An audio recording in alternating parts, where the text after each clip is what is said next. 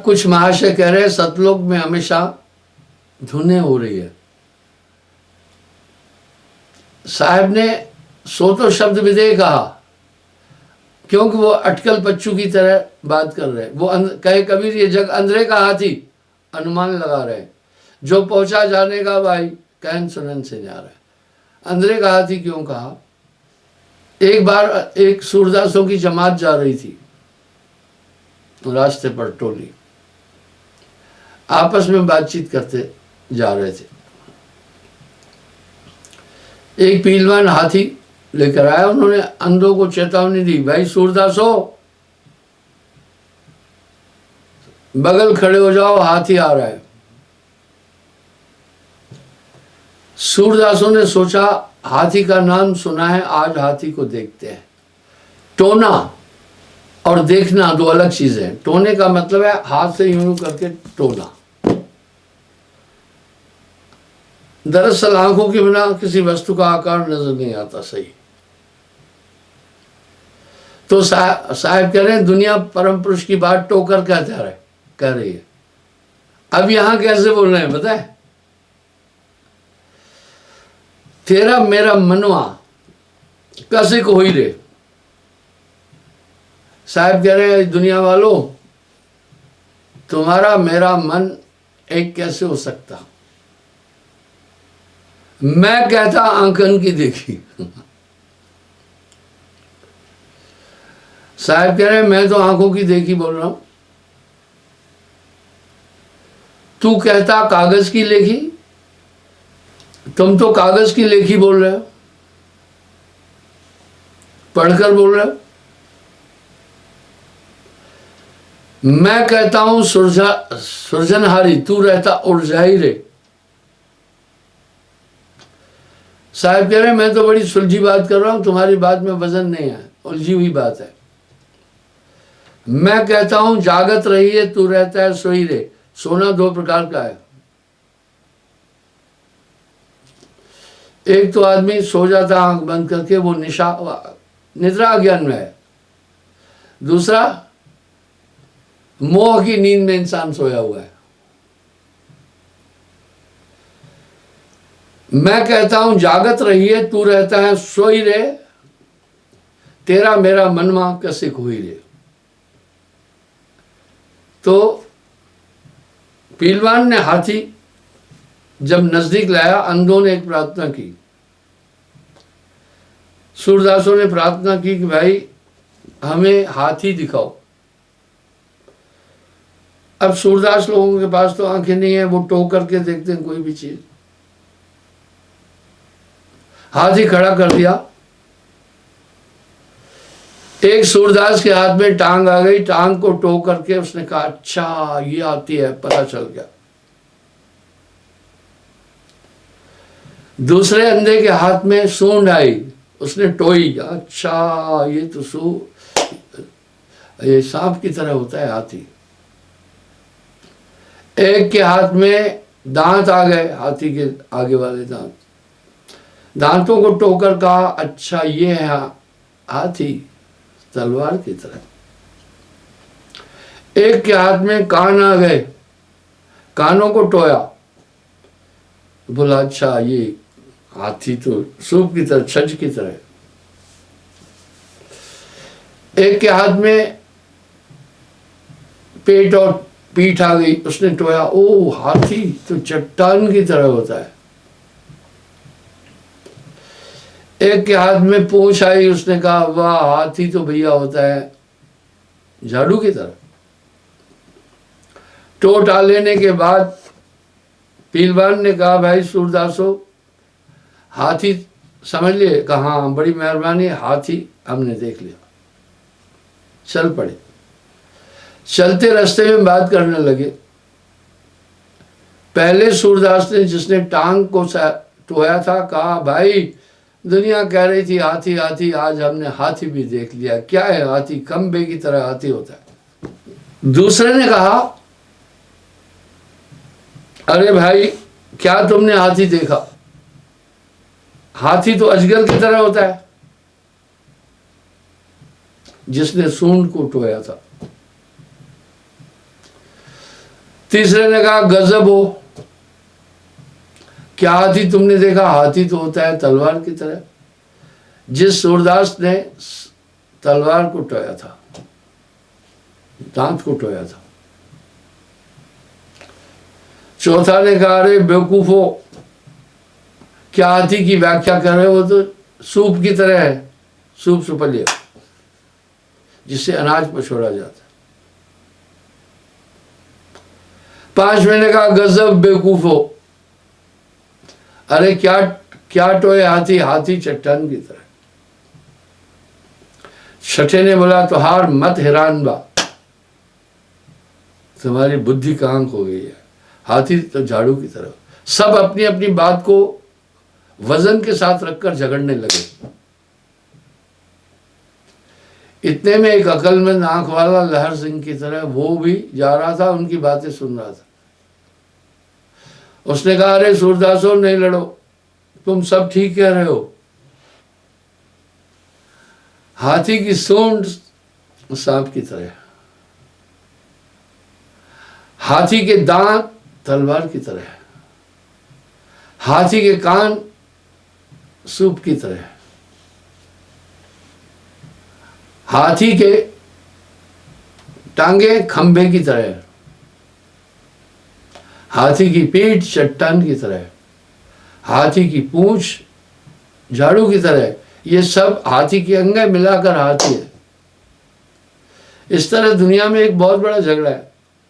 हर एक ने अपने अपने कल्पना से परमात्मा का रूप बनाया, और कुछ ज्यादा कहो तो कहते हैं बात एक ही है। बात एक ही है कैसे है? अलग अलग गुण है। अब साहब यहां एक अपेक्षा कर रहे हैं, बिन देखे उस देश की, बिन देखे उस देश की बात करे सो कूड़। बिना देखे उस देश की बात करना वो तो झूठ है। आप तो खाली खाते हैं बेचत फिरे कपूर। तो साहब ने जिस देश की बात की उससे पहले कोई कभी बात ही नहीं किया था। वहीं से तो संतत्व की धारा का प्रारंभ हुआ। काम क्रोध मद लोभ न कोई, तैवा हर्ष शोक न होई। ऐसा जैसे संसार में आश्रय है, जैसे ये बुद्धि है, ये बुद्धि तो निरंजन है, मन है। वो मन बुद्धि चित्त अहंकार से परे है। नाद बिंद को तहां पवन न पानी, नहीं था सृष्टि 84 है। अब मैं देखता हूं सतलोक की व्याख्या करने वाले लोग इतनी गप्पे मारते हैं, कहते हैं वहां जी झरने हैं। अरे झरने हैं तो पानी होगा, जब पानी है तो फिर पृथ्वी होगी, जब पृथ्वी और पानी है तो अग्नि भी होगी, फिर तो वहां नाश हो जाएगा। अब वो कह रहे हैं हंस हंसनी है तो मेल फीमेल होगा तो सेक्स भी होगा वहां। फिर हंस हंसनी साहब ने क्यों बोला वो नहीं समझ पाए। जो इस धरती पर नारी रूप में थे उनको साहब ने संज्ञा दी हंसनी की। वहां तहां पुरुष और नारी होता ही नहीं है। इसका मतलब है वो अंधे की हाथी की तरह टो करके बातें कर रहे हैं। यहां साहब क्या बात कर रहे हैं? कबीर का गाया गाएगा तो 3 लोक में मार खाएगा। कबीर का गाया बूझेगा तो अंतर्गत को सूझेगा। हद अनहद तहनाए होशारी, वहां पर अनहद शब्द भी नहीं है। अब वो कह रहे हैं ये नाम सच्चा परमात्मा है धुने। मैंने ये उल्लेख कई बार किया, जाप मरे अजपा मरे, अनहद भी मर जाए, सूरज समानी शब्द में उसको काल न खाए। पवन न पानी पुरुष न नारी, वहां स्त्री पुरुष नहीं है, ये तो देह के कारण है। हम यहां भी देख रहे हैं जब आत्मवतम सर्वभूतेषु कहा जा रहा है तो स्त्री में भी वही आत्मा है, पुरुष में भी वही। ये तो देह है। सोना एक कनक का गहना, वाह, इसी सोने से हसली बनती है, वो स्त्रीवाचक है। इसी सोने से कड़ा बनता है, वो पुरुषवाचक है। इसी मिट्टी से घड़ा बनता है, वो पुरुषवाचक है घड़ा। इसी मिट्टी से सुराही बनती है, वो स्त्रीवाचक है। आकार अलग अलग है लेकिन धातु एक है। यंत्र मंत्र तय दर्द न धोखा, नर्क स्वर्ग संशय नहीं शोका। बहुत सुंदर व्याख्या दे रहे हैं साहब उस देश की। वहां नर्क और स्वर्ग नहीं है, संशय और शोक भी नहीं है, ये तो मन से उत्पन्न होता है।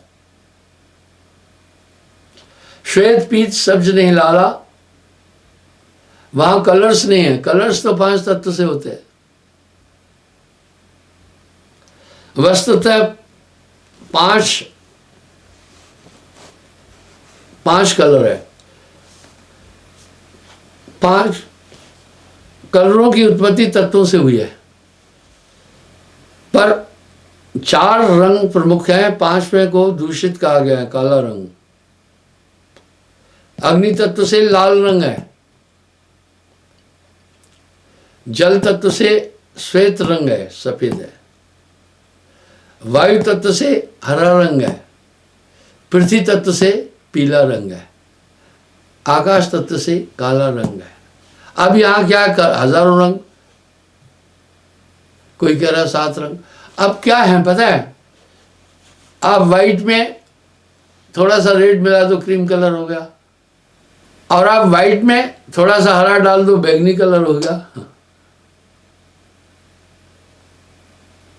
व्हाइट में थोड़ा लाल डालो तो पिंक कलर हो गया, व्हाइट में ज्यादा मात्रा में काला डालो तो एक कलर बन गया।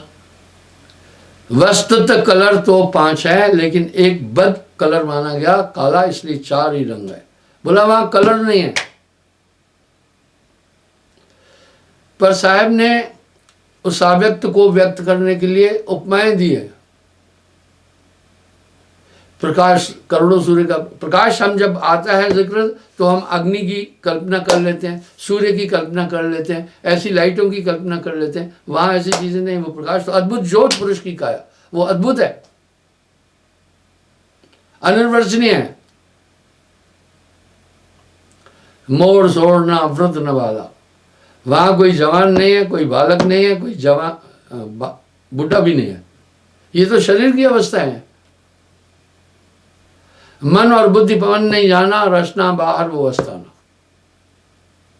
वह मन नहीं है। रचना बाहर क्यों कहा, इस ब्रह्मांड की रचना इससे बाहर है वो स्थान। अब यहां एक चेतावनी दे रहे हैं साहब, आदि पुरुष को है तह थाना, यह चरित्र एको नहीं जाना। अब कुछ लोग मेरी किताबों को देखकर फर्जी गोष्ठी बताते हैं, झूठ। मेरे गोष्ठी तो सामने आमने होती है, झूठ। और बड़ा अच्छा व्यंग करते हैं, ये कह रहे हैं, वो कह रहा है कुछ नाम फाम नहीं जपना। जैसे कोई, मैं कोर्ट की बात बताता हूं, वो जल्दी वीडियो कॉल और टेप रिकॉर्डिंग पर भरोसा नहीं करते हैं कोर्टें, क्योंकि ये एडिटिंग की जाती है, अवस्थाएं हैं, उनको ना आंतरिक रूप से साहब की वाणी का ज्ञान है, ना बाहर रूप से, उनको भाषा आती नहीं, अवधि अंदर फूटी बाहर भी फूटी, साहब कह रहे हैं। दरअसल साहब ने सुमरण का महात्म बोला, लेकिन सुमरण में जब वो परिपक्व हो जाता है तो अजपा होता है, यानी खुद ब खुद चलता है। उसके बाद फिर अजपा के बाद एक अवस्था बनती है। यहां साहब क्या कह रहे हैं, जाप मरे अजपा मरे, अनादमी मर जाए। सूरत समानी शब्द में ताको काल न खाया। अगर भाई हम नाम का महात्म नहीं बोल रहे तो क्यों कह रहे हैं फिर नाम सुमरन करो। एक अवस्था आती है, उस अवस्था में वो तत्व में हमेशा लीन रहता है, ऑटोमेटिक। अब यहां साहब कह रहे हैं, नाम न लिया तो क्या हुआ, जो अंतर है हेत पतिव्रता पति को भजे, कबहू नाम नहीं लेते। उनको तथ्य तो कुछ पता है नहीं, ईर्ष्या के कारण से निंदा करनी है। मुझे इससे कोई फर्क नहीं पड़ता है। कुछ जो भोले भोले लोग हैं वो थोड़े इसमें भ्रमित होते हैं। तो वो अवस्थाओं की बात थी, आगे का भी छोड़ दिया, पीछे का भी छोड़ दिया, बस उसी शब्द को रखकर पब्लिक को भ्रमित कर रहे हैं, ये ऐसा बोल रहे हैं। हम ऐसा नहीं कर रहे। आदि पुरुष को है या था ना, और अगर उनकी भाषा देखेंगे तो इतनी ओछी भाषा है, इतनी ओछी भाषा तो शायद आम आदमी भी नहीं बोलेगा। आदि पुरुष को है या था ना, यह चरित्र एको नहीं जाना। अब यहां साहब कह रहे हैं, हे धर्मदास, इस चरित्र को कोई भी नहीं जानता है। साहेब कबीर लाए हैं संदेशवा, जहां से हंसा आया अमर है वो लोकवा। हे सुकृत में तुम्हें लखाया, आदि पुरुष का वर्ण दर्शाया, वो परम पुरुष ऐसा है। इसलिए उनको संबोधन वाणियों में कैसे आया, आप इसको थोड़ा समझिएगा। हजारी प्रसाद द्विवेदी जी ने एक प्यारी बात कही है। कबीर साहब को कई शब्द नहीं ढूंढने होते थे, शब्द तो दौड़कर उसके पास खुद आते थे कि मुझे बोलो। वाह, क्या बात कही। वो शब्दों का अनंत भंडार था उनके पास में। देखिए कैसी उनकी व्याख्या दे रहे हैं। सत सुकृत, सुकृत सो अच्छा, कृत करने वाला, इसलिए वो जो हमेशा सत्य कर्म करे, इसलिए उसका नाम सत्य सुकृत भी है। सत्पुरुष, सत्पुरुष भी है। अविचल, जो चलायमान नहीं होता। सुख राशि, जो आनंदमय है। अमी अमान सो सत्य, अमृतमय है। अभय, जो भय से रहते हैं। अविगत, विगत कहते हैं जो दिखे, इन आंखों से नहीं जाना जा सकता। अलख, लखना देखने को कहते हैं। अनाम, जिसका कोई नाम नहीं। ये तो हम सब ने वाचक शब्द किसी को संबोधित करने के लिए बुलाया, उसका वो कोई नाम नहीं है। अगह, अडोल, जिसे गहा नहीं जा सकता। अडोल, विचलित नहीं होता। अबोल, इस भौतिक वाणी से जो रहता है। अनुपम, जिसकी उपमा दी ही नहीं जा सकती। अजर, जड़ मृत्यु को कहते हैं, नाश को कहते हैं, जिसका कभी नाश नहीं होता। निस्वादी, जिसमें विषय नहीं है। निहकामी, जिसमें काम वासना की इच्छा नहीं है। निर्मोही, निर्मोही का यहाँ भाव है किसी भी वस्तु में उसका मोह नहीं है, अपने रूप में स्थित है। अनादि, जिसका प्रारंभ नहीं है, जिसका प्रारंभ होता है उसका एंड होता है। निक्रोधी, निर्वैर, निशंका, उसमें किसी से बैर नहीं है। निक्रोधी, उसमें क्रोध भी नहीं है।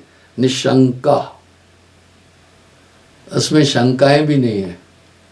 गुणातीत, शब्दातीत, व्योमातीत, अक्षरातीत, ऐसी संज्ञा परम पुरुष की दी है। निर्धुंद, निकलंका, उसमें कोई कलंक नहीं। अब नानक देव जी भी कह रहे हैं आदि सच, शुरू में भी सच था। युगादि सच, युग युगंत में भी सच था। है भी सच, वर्तमान में भी सच है। नानक होशी भी सच है, आगे भी सच होगा।